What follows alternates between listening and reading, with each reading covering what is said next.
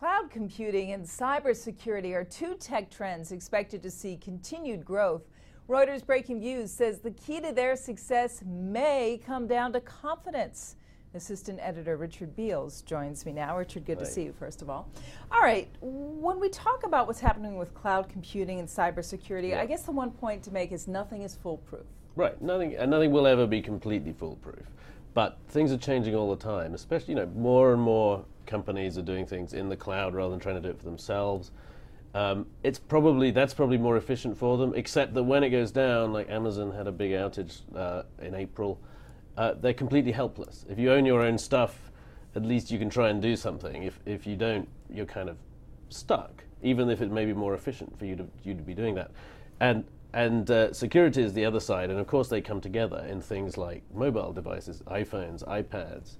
BlackBerries used to be the sort of gold standard for security, in a way they still are, but people don't want them anymore. They want these other devices, and that's a whole new front of sort of where the cloud and security meet in a whole new place in these mobile devices. So in the case of Amazon, are people just willing to say, listen, from time to time, something's going to happen, it's not going to be great, but this is so important that we live with it?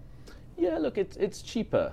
If you think of yourself as let's say even a fairly large business, but certainly a small one, you don't want to set up a whole internet service, a server, buy loads of application licenses or something, not knowing how big you're going to get. With those guys, you just pay for what you use, and the same with the big software providers like Salesforce.com. You pay for what you use. You do it all over the internet, over cyberspace. As long as you're connected and they're working, you pay for exactly what you use. You don't have to invest heavily. But what do you think it will take for people to just lose confidence in either cloud computing or cybersecurity? Even with these breaches, it seems it hasn't made that much of a difference. I mean, do we need to see something almost catastrophic? I think it's a question of degrees of growth here, that if people really believe that a security solution, let's say, or cloud computing is as near as you can make it foolproof, they'll invest faster than if they don't. It's not that these areas aren't going to grow, because clearly these are massive trends in the world at large.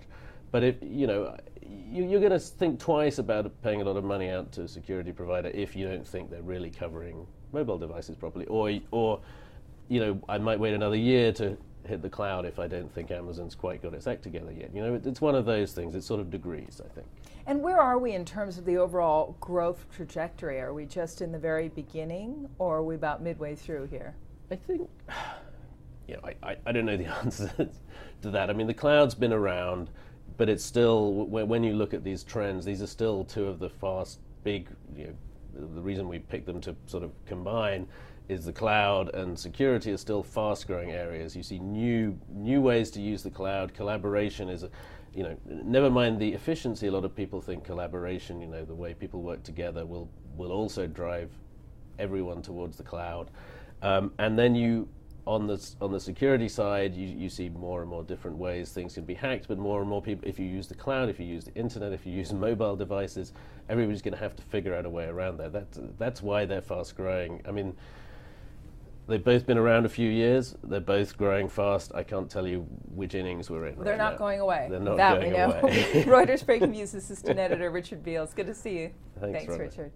I'm Rhonda Schaffler. This is Reuters.